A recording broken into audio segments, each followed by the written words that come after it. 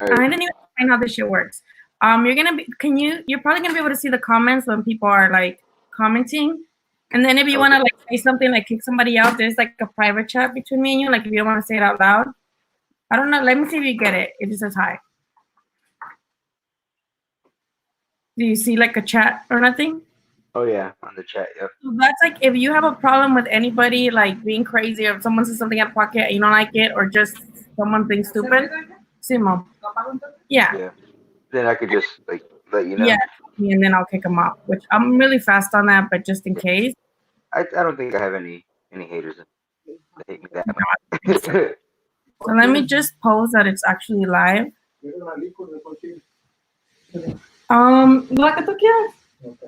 So I can post that it's live. And then it's obviously if you want to respond to anything people ask, like you can, Okay. but you don't have to. And then it could just be because this is gonna like record on YouTube, so it doesn't have to be like super conversational with them. I could just ask you things like at a regular interview and trim it, and it could just be like on the YouTube channel, and everybody's gonna keep coming back to it. Let me see if I can. You just started this? Yeah, I just started it. So eventually, if you guys can hear us, go ahead and comment something like hello, hi, how are you doing?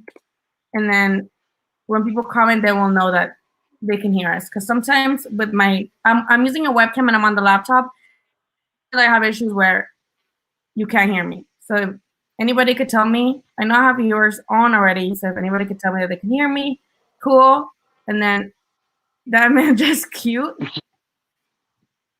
Oh, That's my nephew. What up, nephew? you do showcase a little kid a lot on your Instagram.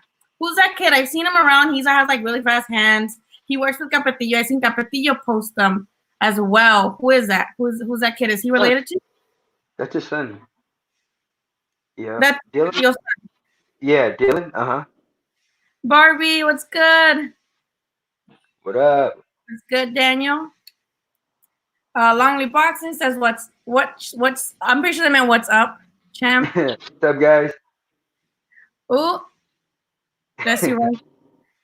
Wait, 126. Lomachenko's not even in that. Lomachenko's way up high. Speaking, I'm glad you brought up Lomachenko though, because we know Teofimo Lopez was scheduled to fight Lomachenko sometime later this month, and you obviously we all saw how you reacted to him being disrespectful to your brother when he got the knockout victory with your brother. You were fuming.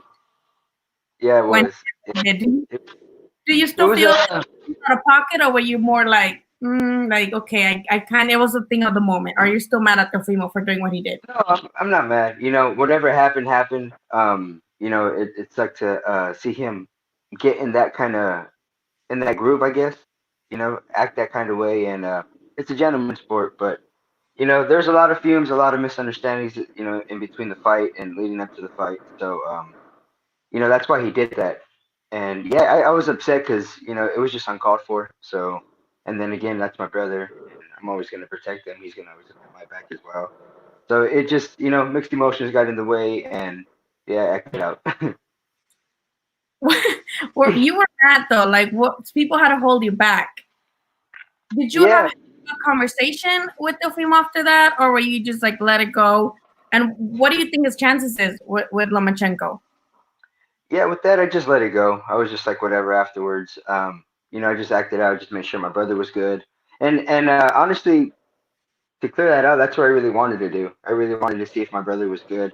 So I ran up the ring, and it made it seem like I was trying to attack him, but I was. Yeah, And because the camera angle where you were like going up the ring so fast. yeah, I just wanted to make sure he was good, and it just was all mixed emotions. Everything happened. People were tugging, I was tugging back, and it got crazy for a bit. But as far as him fighting Lomachenko, I think it's a good fight. Because he's young, he's quick, he has great movement, he has good defense, as well as does Lomachenko. Right now he's a mastermind. He knows when to get in, when to get out. His footwork is amazing. His jab's great. Um, and he's just a good fighter. So I think it's going to be a good fight between them two. I don't know what happened, but go on. What But happened? It just blocked out. I know it just went crazy. Okay, now you were supposed to fight in that fight March 14th, if I'm not mistaken. March Yeah. 14th, in New York, and got us through that day because as media, we got an email saying, "Hey, like it will still go on," and then we got another email that said it will only go on with media and the fighters, no fans. And then eventually, we got one that was like no event at all. What did you know throughout the day? Like what happened? What was going through your head? Were you okay with fighting without fans? What was your thought process when all this was going on? Yeah, it was all a mess. Everything was up and down. We did a press conference. They made it seem like the fight was still going to lead up, and my mindset was just fight. I was ready. We just had made weight right after the press conference, so I was ready to go. And then next, I got a phone call from Frank, my manager, and he's just like, "It's done." And he's like, "You're not fighting no more." He's like, "It's just." He's like, "I guess everything's getting crazy over there." And it did because I remember I got a phone call and it was like 10 cases in the beginning, and the next, it escalated to like 120 within hours. So then that's when I started you know, started noticing that yeah, they were gonna cut it off, and then NBA got cut out and all the other sports too. So I was like, it's gonna be crazy if they're just gonna let us fight, but I hope it does happen. No, you fought twice in 2019. You fought Rico Ramos in Costa Mesa, if I'm not mistaken. That was at the hangar, right? At like the County Fairgrounds. Yeah. And then you fought Rafael Rivera at the Bank of California. hmm You got a cut in that fight. Is there any worries that that cut couldn't come back? Does it come back in sparring? Like, does it still bother you? No, I'm I'm ready. I let him heal. I took enough time off. Um, I took enough time off before I got back into the ring and started sparring again. Me and my coach are like very cautious with it, and yeah, everything's good. And I sparred a couple times just recently, and everything was fine.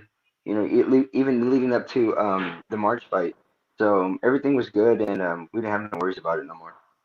Now, that was your second fight at 126 with at the Bank of California, right? That was your second fight at 126, and you're actually the first person to knock him down. He fought Jojo, he fought Leo. Neither of them hurt him. They just like cruised through him. Yeah, they won every round. You can argue, but none of them put him down. You actually hurt him. Do you think that sends a message to the division that's like, hey, I'm barely coming in here, but I got power and I got everything. I got to steal a belt in this division. Yeah, definitely. Because the first fight was I kind of felt Rico's weight. The first fight, even though um, he came in heavy, overweight and stuff. So just leading up to that, and then just having my whole body transfer to a complete 126 pounder. My second fight with Riviera, I felt a lot stronger, a lot faster. I felt more composed than I did with Rico Ramos, and yeah, just I feel good and a lot better at this weight than I did at 122. Going back at it, when you lost your title, I personally give it to inactivity. You were injured and you were out of the ring for so long. Are you afraid that with this quarantine and you were on a good track fighting twice a year last year, now we're almost halfway through the year and sports are not coming back, probably not anytime soon, and if it do with no fans, are you scared that that is going to be an issue that you're going to have with inactivity? No, not this time because I'm a lot more busier now. I'm in the gym a lot more. I'm doing a lot more activities as far as I'm not only just box. I ride bikes. I run a lot more. I play soccer as well. So I'm very active, and plus my 6-year-old son, he's he's no joke. So I Riding have bike. to I have to be on my feet at all times. So yeah, it's just the inactivity isn't gonna happen this time, and then plus I'm not killing myself to make 122 pounds anymore. Now I'm more comfortable at 126, and it's just all better. It's all better around. Now, with the 126 division, you being with Top Rank, do you kind of have some worries that a lot of the 126ers are with PBC? Yeah, that's what I've been noticing a lot too. A lot of fighters are with them, but hey, we're gonna have to crossplay. We can't have just certain champions on one side and certain champions on this side. Like right now, Gary Russell's with PBC, and I'm ranked number one for the WBC belt. Hmm. And if it's either he goes up in weight or we have to work something out and make the fight happen because I really want my hands on another belt, and it just has to happen. They got to stop with this whole controversy stuff and who gets to fight who and who not. Would you be okay going back to fighting even though there's no fans though? Like I know a lot of fighters are like, yeah, just throw me back in the ring, but a lot of others feed off a lot on the crowd. And even when they boo, I don't know if you notice when there's boring fights and people boo, that makes the fighters want to get even busier.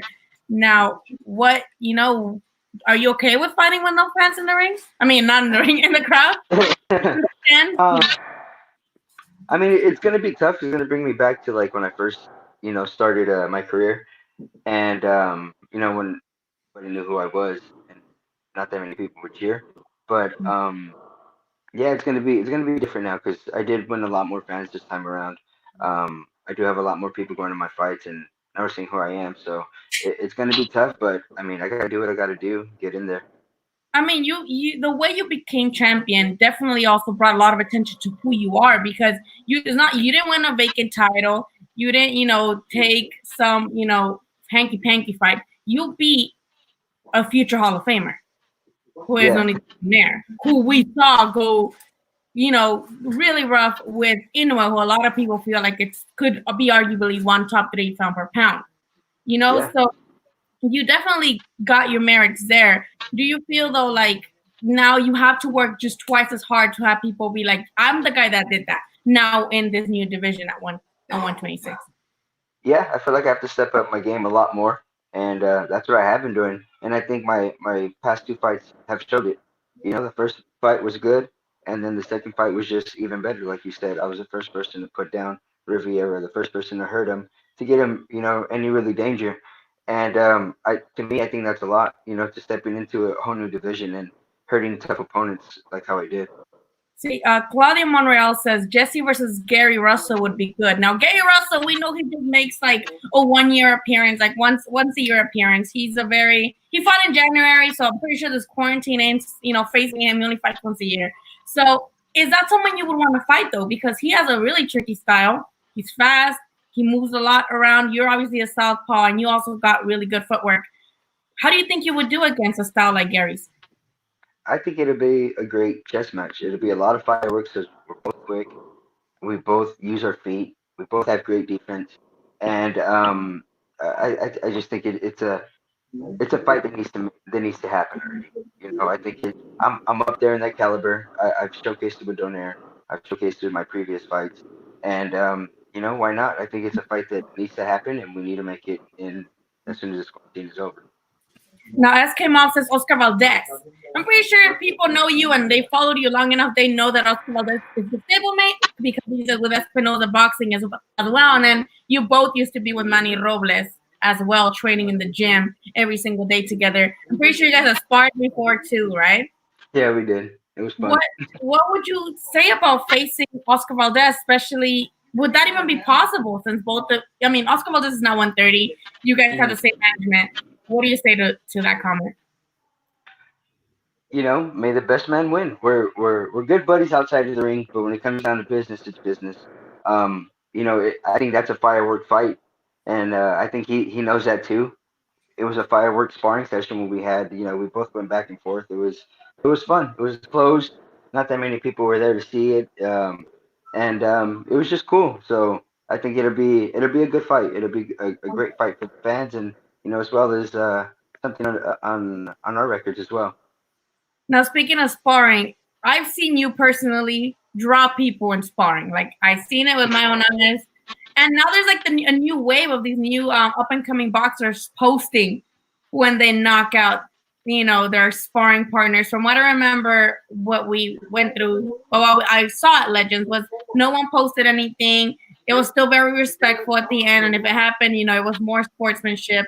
What do you say to this new wave of these up and comer boxers just posting every time they knock somebody out in I sparring? think I think a lot of people just want the attention. I mean, yeah, hats off to them that they put on a great, sparring session and whatever. They're they're hyped. I know the feeling because when you put somebody down, just you know that the work is coming along. You're doing great day by day. Everything's falling into place, and you want to showcase your talent and your skill and what you're about. And it's good and it's good and bad, I guess. But in a way, yeah, I don't post mine. I like to keep it private. I like to be respectful.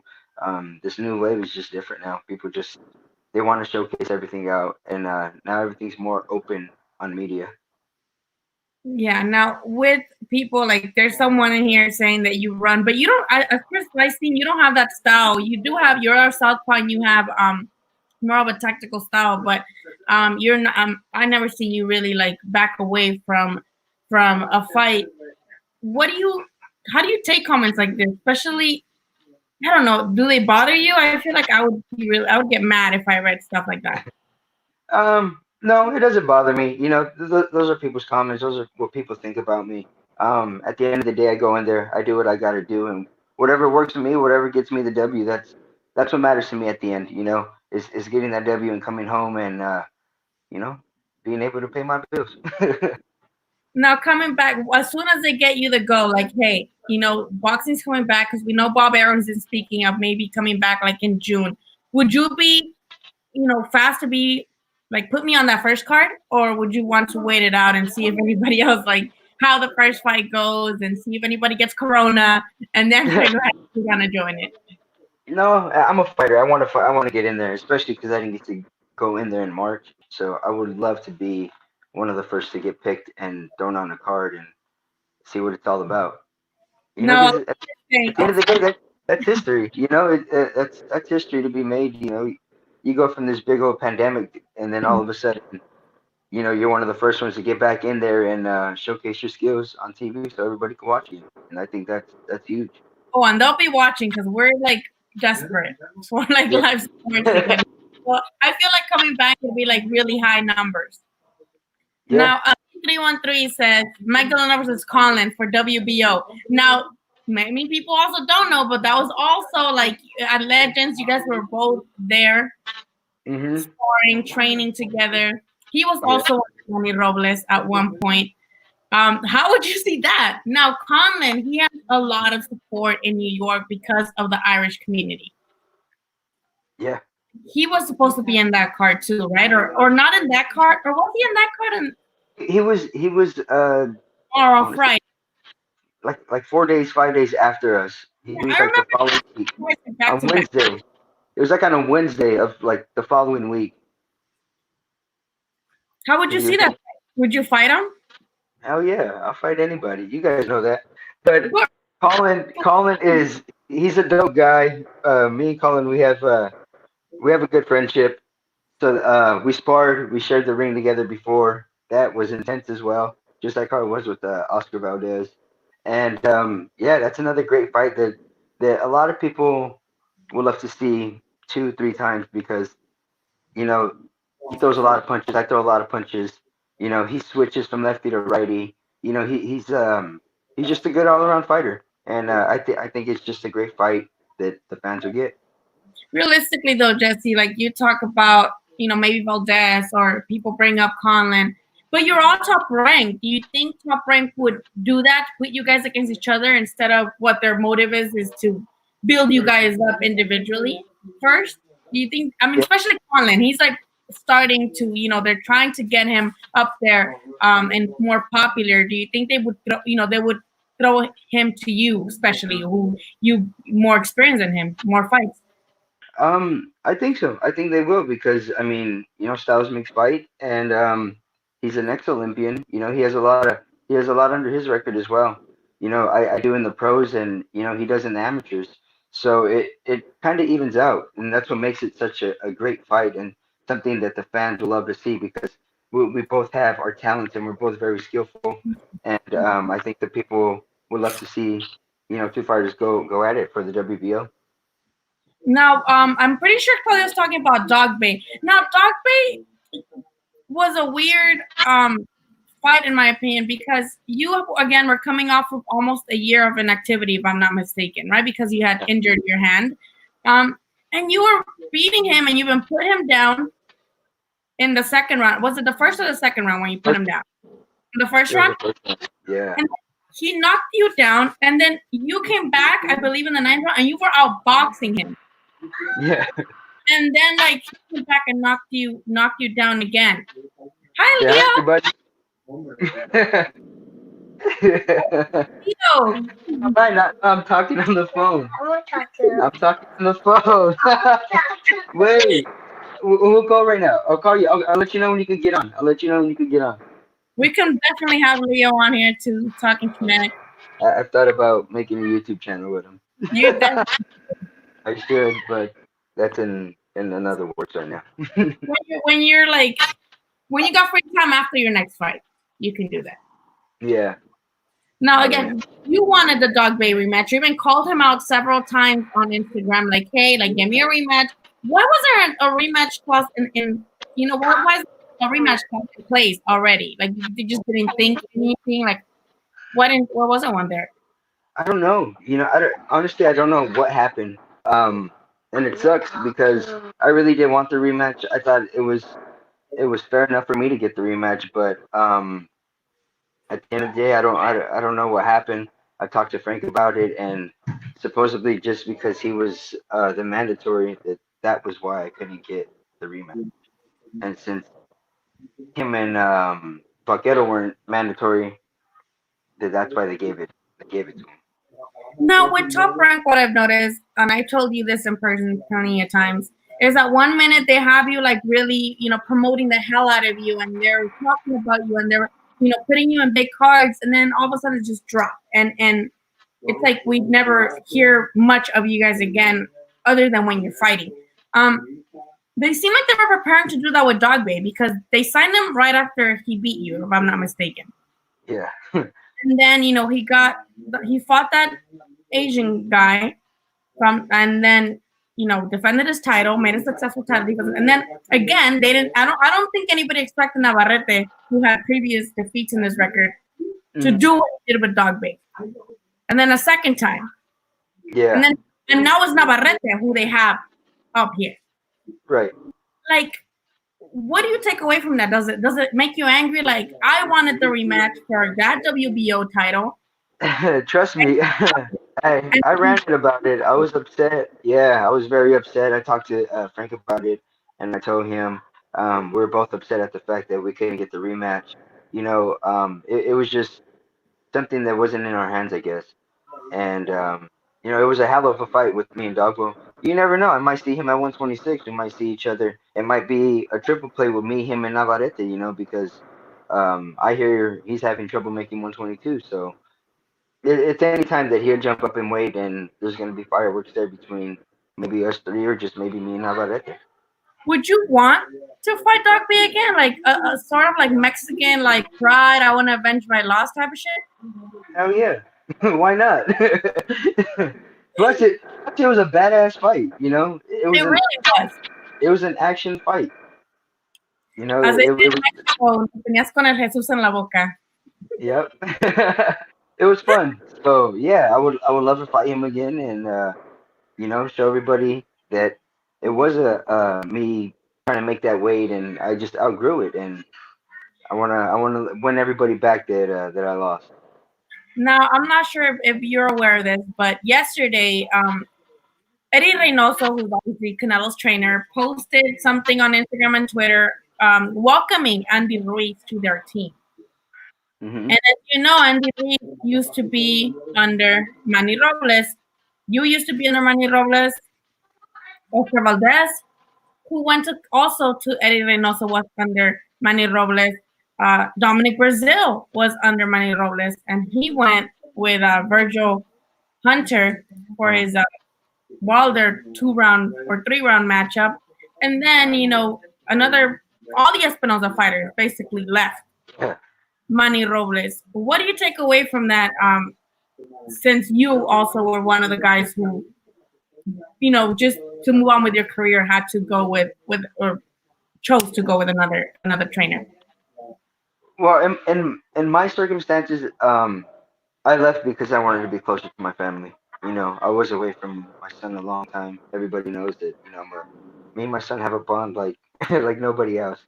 And I missed him, and I missed seeing him growing up. So that was my issue. I didn't want to leave Manny, but for me and for the right choices on my family side, that's what I had to do. But yeah, it was just like a falling tree after pretty much after I lost. Everything just came apart, I guess. I don't know what happened. I seen the Manny beat up, and he was doing great with Andy. I hear that it was Andy's side that didn't want to I work, mean, didn't want to do his part. he blamed himself after the fight. He was saying, "Hey, like I partied too much. I wasn't Yeah, at the gym." So for them to turn around and leave Manny, it seems almost like counterproductive. yeah, it did. It really did, and that's what I think it was. It was like that. And for all the fighters to leave him, it just sucks. It sucks to see him go up and then come down, and then right now not work with anybody. But I hope he does get somebody good. I hope he gets, he's a tremendous fighter. I mean, a coach. He does a lot of, he knows his shit. He made me champion in 3 months. Literally right after he made Oscar champion, and that just says a lot. He's made a lot of champions in such recent time, and I think a lot of people don't respect him enough for what he does. And I think once they make it, they think they got it and they think they're Yeah. there, and it comes raining down. But yeah, Manny's a badass coach. I like him. Now you're with Capetillo though, and you guys seem to have great chemistry. He posts you a lot on his stories. You post when you're training with him, or you guys go running up that mountain that looks like it hurts your freaking legs. Yeah, it's hell. Like, how do you feel now with that transition from Manny Robles, who's, in my opinion, he scared the fuck out of me when I was at the gym. Like, just him looking, he never said anything mean to me. He was actually pretty nice to me. He has like a death stare. So I'm like, how do Yeah, you go from someone like that who's more disciplined, like more like get on with your shit and do it, to a Capetillo who looks more relaxed but still, very, very busy? yeah. It's just different mindsets. Carpathio's like me. He likes to joke. We take our job very serious, but we play in between. We crack our jokes. We have our fun sessions. Not saying that I did it with Manny, but with Manny, it was more strict. He was more just, you know, he when it was work time, it was work time. We could play after work's done. That was Manny. And but both trainers that I have, being with Manny and being with Jorge, they're both great people. They both know their shit, and it's cool having both being able to train with both people. Now, Claudia's saying Jesse better watch out for his son. He's gonna knock him out. Would you agree if Leo were to, follow your footsteps in the boxing community and be like, "Hey, Dad, I want to be a boxer"? Would you Never. be okay with that? No. Mm-mm. But you come from a family of boxers, right? Your brother, obviously. You have two Yeah, brothers. Your two brother. brothers, older brother and a younger brother. Okay, yeah. Why not then? It's like Oh, you have a whole, family of boxers. no, I want my son to do a different route. I want him to go to college. I want him to have that experience. I want him to do the things that I wasn't able to do. I didn't get to go to college, finish school, whatever, but I want him to have that live that lifestyle. I want him to get his degree and stuff, but he's a 6-year-old kid. He loves to build. He has this like crazy imaginary mind already, and I just want to see how far he could get. And he tells me he wants to be an engineer, so I'm very excited about that. Does he watch your fights, or do you not let him watch your fights because it's a punch can change anything? Yeah, he watches them, but as far as taking them and having him there live, no, I don't. He stays at with his grandparents, and he'll watch it, or they'll keep him in the room, and he'll like either play with his friends and stuff, keep him occupied. Now, Jesse, you talk about fighting and that you wouldn't run away from. I think we know that you would catch smoke with anybody. But there's anybody you see, especially now that you're at 126, that you look at them and you say, "Oh my God, I could totally take on that guy." um, yeah, there's a few of them that I look at and I think that I could.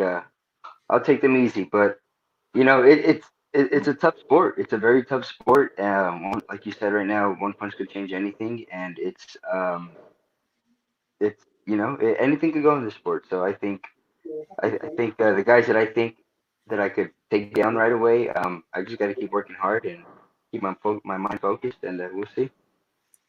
Now, Long Live Boxing says they didn't expect you to have that answer. I didn't expect you to have that answer either. I thought you were gonna be like, "Oh fuck yeah!" Like I'm gonna train him and we're gonna kick ass or something. Especially again because knowing your background, knowing your family, how you guys were all Yeah. invested in boxing. I thought you'd be like, "Oh hell yeah, let's go." No, no, definitely not. No, because it's a tough sport. People don't know until you try it. Until you get punched in the face, until you know what it feels like. You got to build a lot of courage and you got to have a lot of balls. Because I don't think anybody wants to wake up on a 9 to 5 just to go to the gym and get punched in the face and come back like nothing ever happened. Now, David Avalo says you've been a fan since you gave Ray Perez that tummy ache. Well, thank you, David. I like giving out tummy aches to people. It's fun. Now you're a southpaw, and obviously being a southpaw, you have a difficult style to others who are not southpaws. And when it is another southpaw, it's more like if you say like a chess match. You also back in your Instagram, calling out days. You called out what's his name, the WBC bantamweight, super bantamweight champ, Ray Vargas. Yeah. You called Ray Vargas, and that kid, I don't know how he could like ever lose because he has such like long arms and he's just tall as fuck.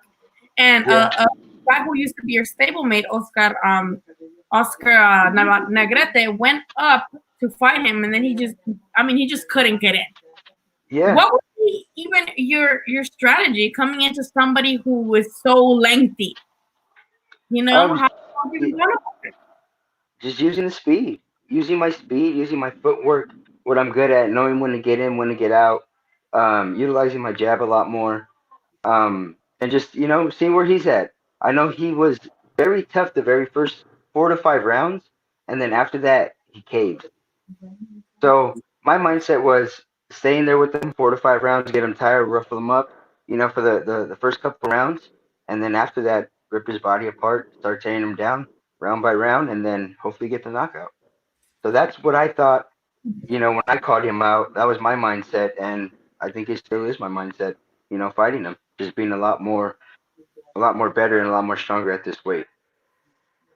Now, you obviously that fight didn't happen, but you saw he struggled with that Asian kid. I forgot his name, but he fought some Asian kid at the Stop Hub. Not, I think in March, no, August or something of last year. I don't remember what date specifically, but a lot of people feel like he lost that fight. Or maybe it's just like, the fans like to see the busier fighter most of the time, like, when. How did you grade that performance, though, and how people were booing him at the end of the fight? I don't know if you watched it. Was it with the Camila fight? Yeah, yeah. Oh, The Asian kid who, like, spoke Spanish. yeah, that's Camila. He's a good fighter too. He switches as well. It was a good fight. It was a good fight. Fans boo because they just want to boo, and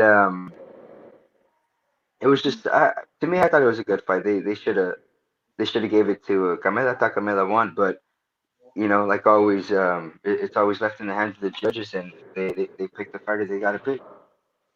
Now, Jesse, you had your first loss when you lost your title.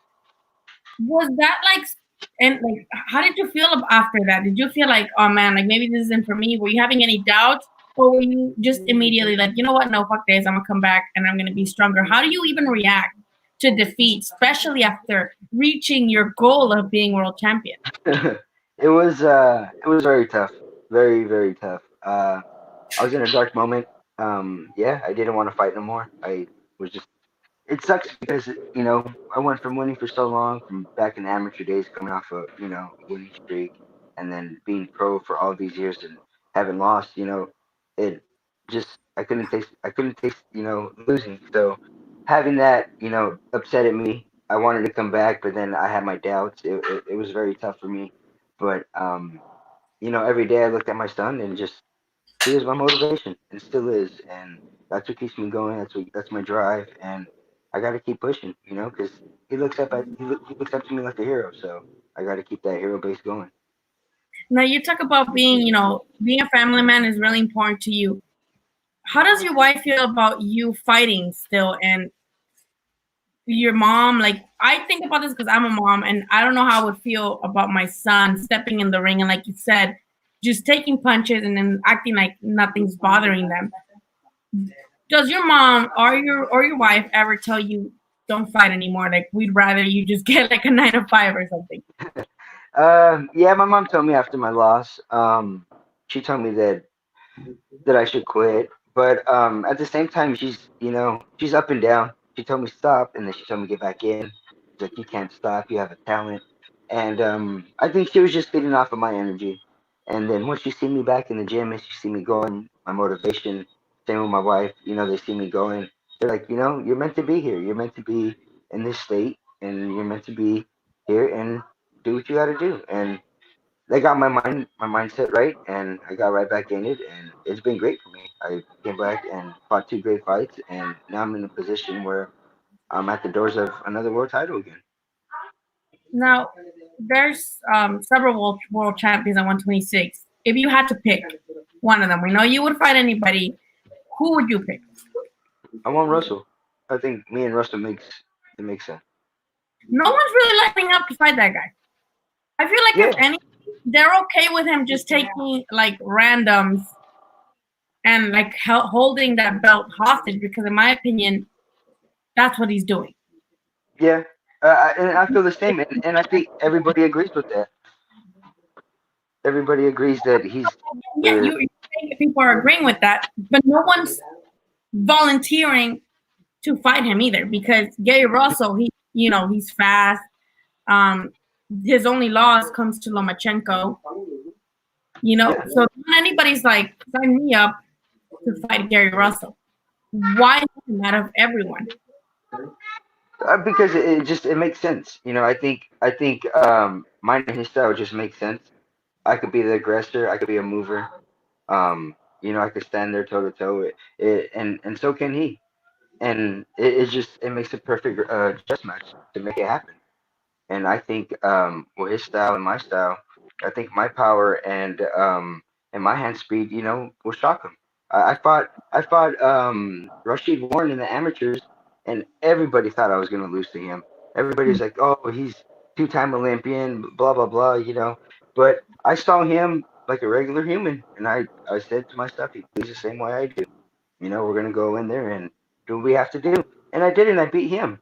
And why can't I do it again? And I could do it with Russell. I could do it with a lot of people. And all I need is just my mindset to be good. I gotta train hard and just be ready.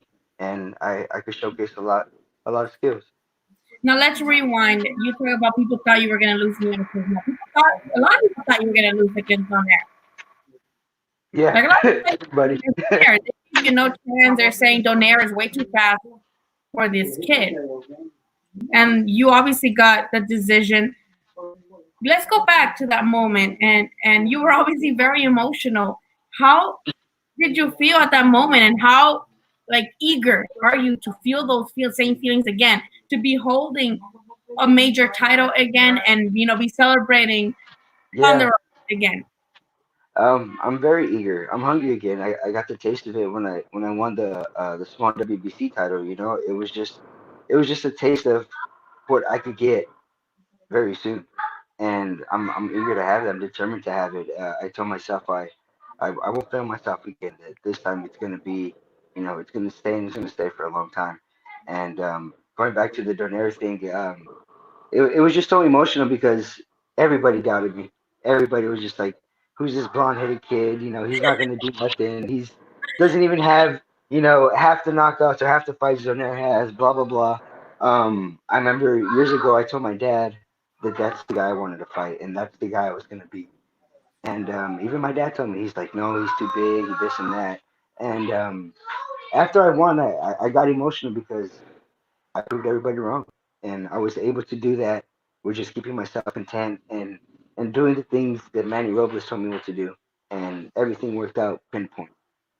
Now you talk about the hair. You were like a silver blonde when you Yeah, won. You were title, and then when you fought Dos Santos too at the StubHub, you had the platinum blonde. Yeah, You didn't bring the hair back. Maybe maybe that was like a cherry on top of like a good luck charm. yeah. Maybe that was my crown, and I didn't even know. Did you And bring then I back? took it off. I got to. I got to bring it back. I just haven't chosen when, and I don't know what color. I feel like you became world champion, and people got to know you again because of who you defeated. Someone Mhm. like you know. So I feel like if people see you back when they're like, "Oh, that's Jessie," like they'll know. You know what I mean? They're like remember you because they're like, "I remember that guy. He's the guy that beat Nonito Donaire. He's the guy that had the hair." Like I Yeah, feel I like remember. even more like, the casuals. You know what I mean? Yeah, I remember. People started calling me Choco Flan. You're like ground. Yeah, so it was just funny. And then yeah, I took it off, but I gotta paint it again soon. So Gensero says Jessie goes Super Saiyan. See, Yeah, I need to go back to Super Saiyan. I'm dude, building it up. I'm building it up. you're training for. Yeah, I got my 2 wins with my normal black hair, and then I'll come back. I'll come back with my color The hair. red again. I don't remember a red period. Oh, I did red when it was like early in my career. I did a red lightning bolt one time. Yeah, it was way back So back now when I you're was. playing like a color then. Oh, Huh? that's a good question, David. That's a good ass question. What's your favorite post fight meal? Ooh, like after the weigh-ins, my favorite post-fight meal. I always do a steak. Steak and pasta is my thing. Either or. I get like mixed reviews from this because I do ask our fighters that. Like I feel like that's a good question to ask because it's funny and people want to know. People are fucking nosy. But Yeah. some people are like, oh no, I don't eat until after the fight because I get heavy. Are like pasta, steak, pizza, cheeseburgers. Like Virgil tells me he goes to Whataburger. You know, meanwhile, like I have a phone with the coach. He's like, I don't let my fighters eat anything. They eat a salad and some water, and I'm just like, okay, so what what do you do? Yeah, no, I don't think I gotta eat. I'm a eater. I have to eat. I gotta eat. I gotta build up all the nutrition again and feel strong. And yeah, I always do a pasta right after the weigh-ins, and then at night I'll have a burger and then an ice cream, and then the next morning I'll sugar up with my pancakes and get ready. Oh damn! Do you You guys want me to keep going? No, I'm kidding. Long Lip Boxing says BK Russell Jr. and get the WBC strap. No, obviously that's it. That's the But plan. do you think he fight you, especially? I mean, you have you know boxing politics speaking.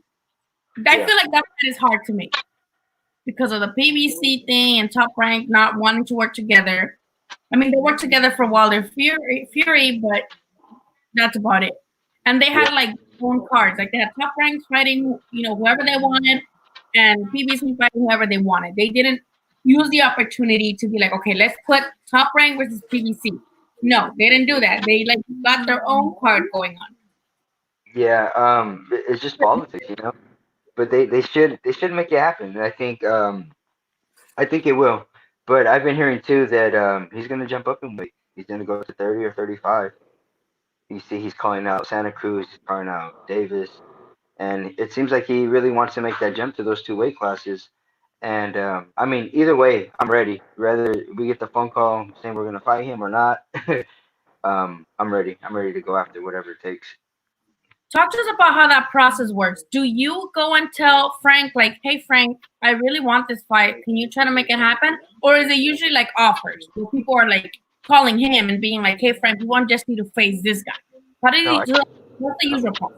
me and Frank, we get in touch. If I see something I like and that I think I could do well against, then that's what I go after.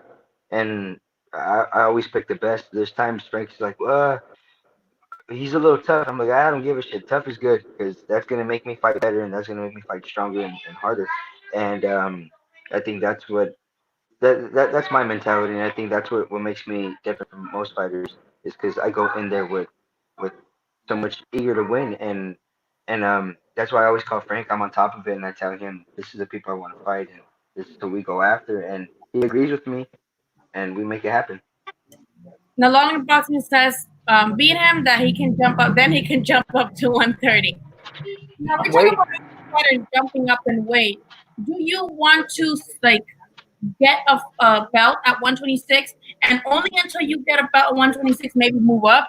Where do you see yourself going? Like, do you want to stay at 126 or do you want to maybe after you get a title venture out to the 130? um, that's every fighter's dream is to get a unification fight, but first things first, yeah, I would love to get a world title, defend it once or twice, try to fight for another title, and if I can't do that, then yeah, I would love to jump up to a new weight class and go after another goal. And why not be three-time world champion? And I think it's very possible. I think I can make it happen. Now with Top Rank, obviously we think of Shakur Stevenson, Hmm. 126, and he recently defeated Joaquin Gonzalez. With any of either of those two, isn't Joanne also with Espinosa? Yeah, he's with Espinosa as well. He's a fellow Would teammate. they like have a problem with you, like picking Joette? Or would they be like, no, Jesse, like those are our fighters too, like venture out? That I don't know. I mean, that at the end of the day, that has to come from Frank. Frank's going to be the one to choose and say on if he wants two of his fighters to fight each other. But I think what Frank tries to do, he wants to have his individual fighters be champion. Hmm. Because I also have my other buddy Emilio Sanchez in my weight class. Oh, Emilio, yeah. Yeah, and I should bring it's him on here sometime too. what was that? I should bring him on here sometimes too. Yeah, he's cool people. You guys And went to together, I remember. yeah, we went to the Raider game. We had we had a couple buddy trips together. He's fun. And you wouldn't fight him like you would. I mean, he doesn't have that many fights. Yeah, it's hard because we're stable mates. We've been in the gym, with each other for a while. We know the ins and outs, of each other's styles. And but like I said, I think at the end of the day, it's up to Frank because Frank has done it before with when he had Abner Mars, Mhm. and it's just up to him if he wants to make it happen or Now he this as not. your top five of all time. That's hard. I don't like when people ask me shit like that, especially like think about it and then come back to you. Where at the top of your head, who do you think would be like your top five of all time? um, I think Canelo is number one, and then you have Lomachenko, Tyson Fury. He's has to be on there as well. Um, and then from there, I'll say Crawford and who's the other guy that looks like Lloyd Christmas? I forget his name. What's his name? Looks Uh, like who? like Lloyd Christmas. You know who Lloyd Christmas is from Dumber and Dumber? Yeah, what? Uh, Usyk? yes, him. He's a beast. He's a beast.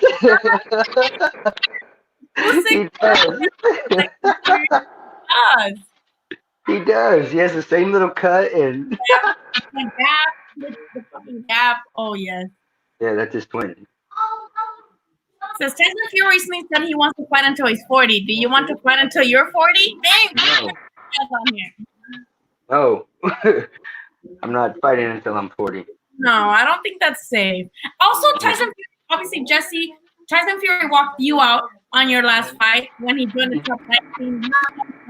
He also spent training in the same gym. What do you got to say about Tyson Fury? Obviously, you guys seem like you developed some sort of cool little, boxer to boxer friendship.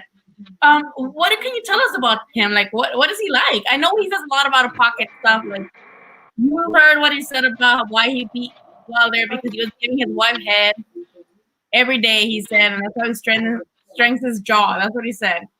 And that he like left off every day for like years. And that's why we got along so well because we're both very blunt.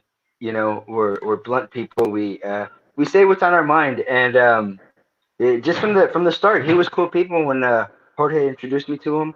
I seen Jorge was around him more in his camp and everything, and then one day he's like, "Hey, I'm gonna introduce you to Tyson Fury," and I'm like, "Yeah, that'd be great." He did history, man. Like, yeah, let's do it. So I met him and we Surprised connected. that he beat Wilder. Like, were you pulling on him to be Wilder? like that. Because we saw him beat Wilder the first time. In my opinion, I think he beat Wilder. Yeah, mine too. I thought he beat him. I wasn't expecting him to knock him out. I was actually at a viewing party with Against the Ropes podcast, and we were all just shocked.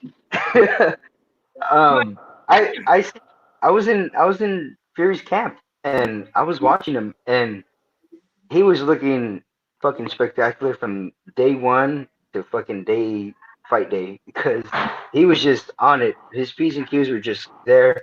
His mindset was there. His hand speed, his footwork, his power.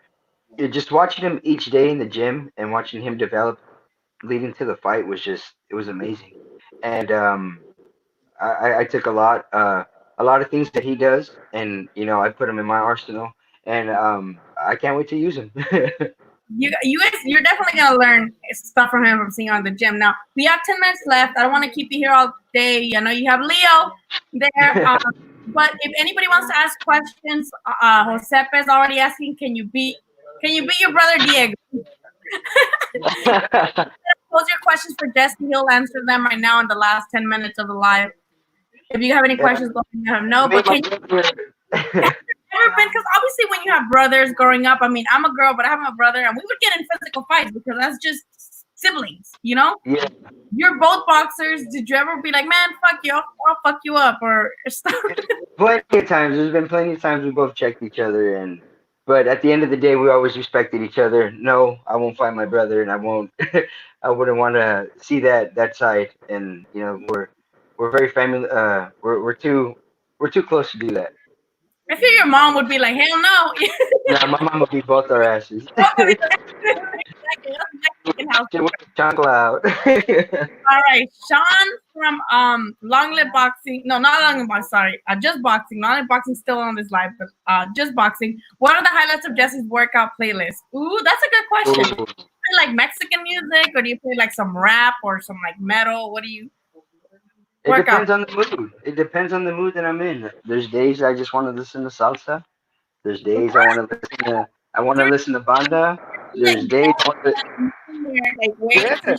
Hey, this what gets the footwork going. Gets you in the mood. Then there's days I want to do heavy metal. There's days I want to listen to Rick James. It just varies. It varies. Can you explain what is going through your mind during the ring walk? It seems like a true natural high. I mean, the fans during the ring walk, we're like, oh my god, like it's like I don't know if you guys watch The Office, but it's happening. Like we're like super like ecstatic. So what is it like to you guys? Are you guys like so like focused that you guys don't even notice, or are you guys also like, oh my god, and your heart's like beating so fast? I'm both. There's times I just want to laugh. Walking down there, seeing everybody screaming and shouting. It, it, uh, it just brings me joy. Because it's tight. It's like damn, like these people are really chanting for me. Like that's cool. And then as soon as I get to the ring, or there's times I'm just so focused and I'm so just zoned in. I don't hear anything. But there's one thing I do always say as soon as they open the curtain. I'm like, here we go again. Yeah, I always say Yay. that. We're back. No, Barbie, Barbie, my ride or die. What do you do What during up? the ring? What's going through your head? What do you do? Like, I know you guys are doing like pad work and shit, but like when they're like, okay, you guys, like, I don't know if they tell you guys like 15 Yeah, they minutes. give us yeah, they give us a time. They tell us they come in, all right, so and so's next. You got 15 minutes to glove up, and then you'll glove up, and then from there it's like, all right, you got 10 minutes to warm up, and then we'll warm up. But the majority of the time, everybody's just nervous. You see, everybody's just walking, pacing back and forth. I'm usually the clown in there, laughing, giggling, chilling, trying to hype everybody up, get everybody going. My last fight with Riviera, Tyson Fury was in the dressing room and he did the whole Sparring chant. It was sick, and that really got everybody hyped and ready to fight. All right. Long Live Boxing, Travel Black Magic Mazian of Golden Boy posted on Facebook yesterday that he was contacted about being in a card in September in Texas. Have you been contacted about any other cards, like any future cards? No, nothing yet. We haven't heard anything yet. Everything's still on lockdown. because of this damn virus messing with my money. But I, but yeah, I mean, as soon as we hear something, I'll be sure to post it and share it with everybody and let everybody know what's up here. now, the rope says, would you fight without fans? I'll fight with or without fans. But at the end of the day, I gotta have my fans there. You know, they're the ones that keep me motivated. They make me strive to be the best that I am. And without them, there's no sports without them. Yeah, now somewhere you want to travel in the future. We know you went to Vallarta, right? Or was it Cancun? Where'd you go? Somewhere in Mexico. Yeah, Somewhere nice. I've been to Cancun. I went to Cancun. yeah, we went to Puerto Vallarta. Yeah, it was fun there. It You was took a lot of video. fun. You looked like you was having fun. Yeah, we had a blast.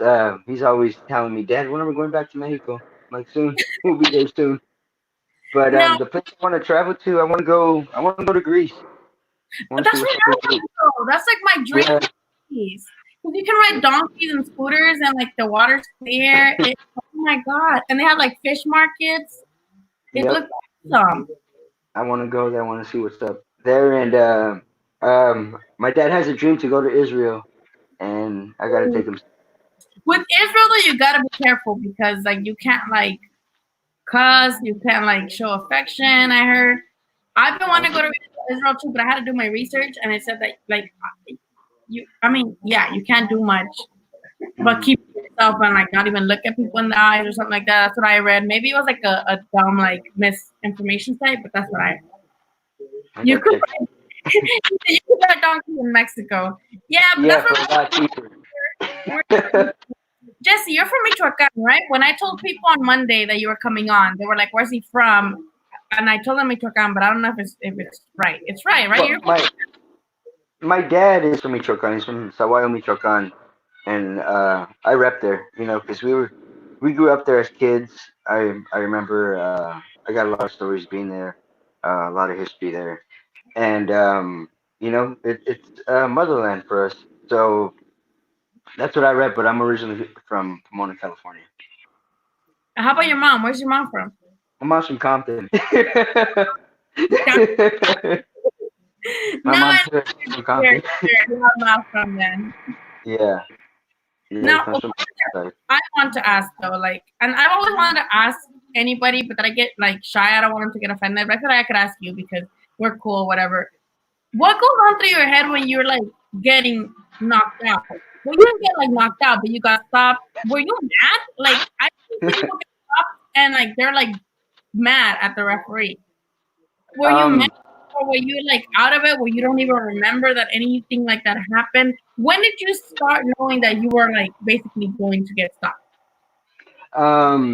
well, when he put me down in the fifth round, I just remember I was like surprised. I was like, this motherfucker dropped me. You think that's why he beat you though? Because you got like super like maybe like annoyed about that, and you're like, man, I'll make you pay.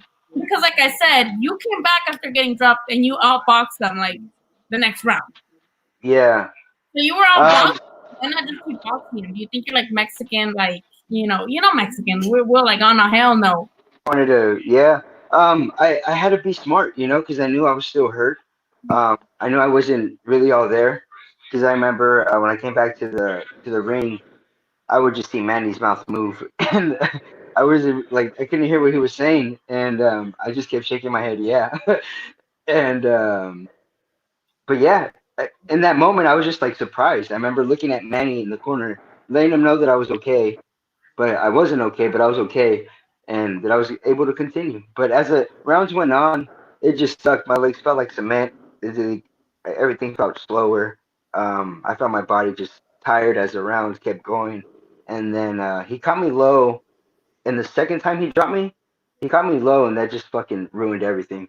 And then Yeah. after that, I was just done. I also remember though talking to Estrellita, and he told me that he's like Jesse kept telling us he was okay, but his eyes were not like looking at us. He's Yeah. like, can you know why he told me that? He told me that because I asked him about Andy. I'm like, hey, Estrellita, I'm like, when Andy went down against AJ, I'm like, were you guys like, ah, fuck, that's it? You know, like, he's like, no, because he got up and he looked at us and he got up. And when he came back to the corner, like, he was fine. He's like, with Jesse, and he referenced, he's like, when he got dropped, he's like, we were telling him things, but he kept shaking his head and like, telling us, but we, like in his eyes, we could tell that he was not all the way back. Yeah, and that's why like as soon as the sixth round came, I took my time. I was like, I need to fucking calm down. I can't come at him because he's gonna hurt me again.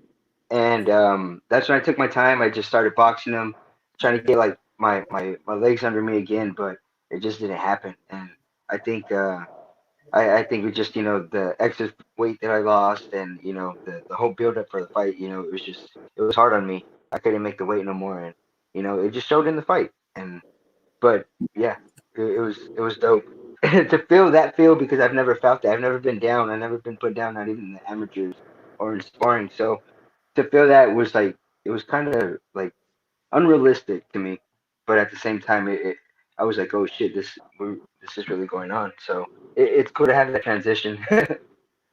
All right, Jesse, we hit the hour, so I don't know if you want to bring in Lee. I don't know if he's there to say hi to everyone. If you want to tell everybody where to follow you, where they can keep up. That way, if you do get a fight announced, where they can see, and just a message to the fans because we got like people in here. Josephine, My sister, what up? What up, Joe? Love you.